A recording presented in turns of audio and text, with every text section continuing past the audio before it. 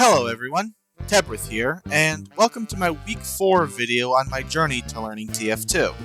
If you're new here, this series is about me documenting my time in the game Team Fortress 2, a game that I'm relatively new at and have spent the past month primarily playing Pyro, and learning the ins and outs of this fire-based class. Spending this past final week with him, playing Man vs. Machine, which is a game mode that was, surprisingly, a whole lot more fun than I thought it was gonna be. So much, in fact, that if you're a returning viewer, you're not gonna believe this. I actually forgot to hit the record button again this past week. You'd think I'd learned my lesson from last time, but nope! Anyway, no big deal.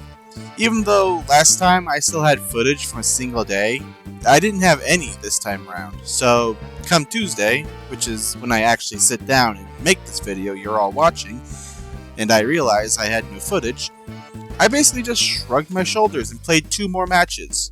Not that I'm complaining, Man vs. Machine is really fun. Although, I really do gotta learn to start hitting that gosh darn record button. Anyway, to start this video off, let me explain my Man vs. Machine loadout for Pyro. This is just what I ended up with after a few days of experimenting. Since I could not keep up with the projectile spam to save my life, I decided to not even bother and double down on damage, which is what the Phlogistinator was king at.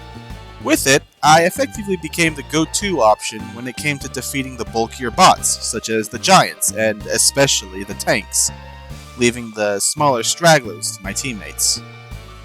Another thing that's really surprised me this past week is the Gas Passer is easily my favorite secondary in this game mode. Despite how infuriating it is in normal play, when fighting hordes of robots, I'll take it over any of the other secondaries, specifically with the explosion upgrade, making it so that when a group of smaller bots cluster together, especially when robo-medics are involved, I can just chuck a Gas Passer at them and boom! Long kill feed with my name in it.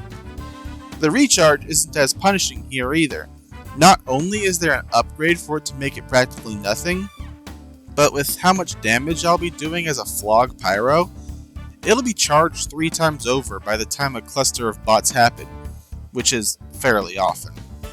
And finally, the Power Jack for mobility. Since as Pyro, I'll be moving around a lot and not just standing in one position like most of the other classes not named Scout. Plus, having speed boost is really nice. Anyway, I suppose it's time to talk about the game mode itself now. Going in, I knew the basics of Man vs. Machine. It's a horde game mode where tons of robots carry a bomb to an objective. And in between rounds, you can upgrade your mercenary. And in my mind, I was expecting something along the lines of Left 4 Dead or Payday, and I wasn't really a fan of either. Yeah, those games are a blast with friends, but going in with randoms? I did not have high hopes. But boy, am I glad to be wrong.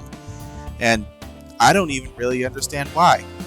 Using the chat system to help coordinate efforts, receive advice on which upgrades were good for certain situations, I guess I just wasn't expecting how supportive the community was in this game mode since, until I actually joined in those servers, all I ever really heard was people complaining and being overly critical.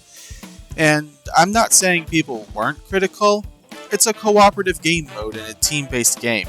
That's to be expected. But they weren't obnoxious about it. They were more like, hey, if you're gonna use Flog, upgrade your base damage over your Afterburn, and stuff like that.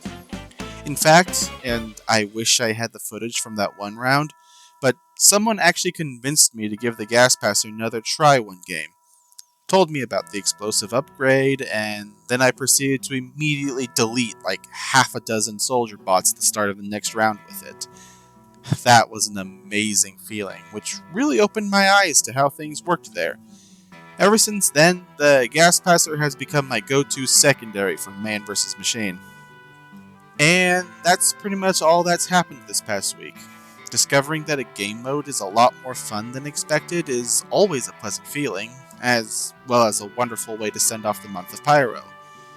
Starting next month, after giving it much thought and listening to what people in the comments had to say, I've decided to dedicate the month of February to Heavy.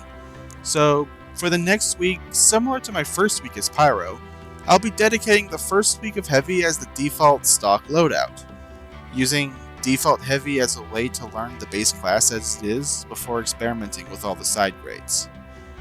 And with all that out of the way, for those of you who've watched my previous video, you may remember I've had some editorial issues. Anyway, this video was made with DaVinci Resolve, and so far, it seems to really work well. Let's hope it renders well. And with that, I hope you all have a pleasant remainder of your day.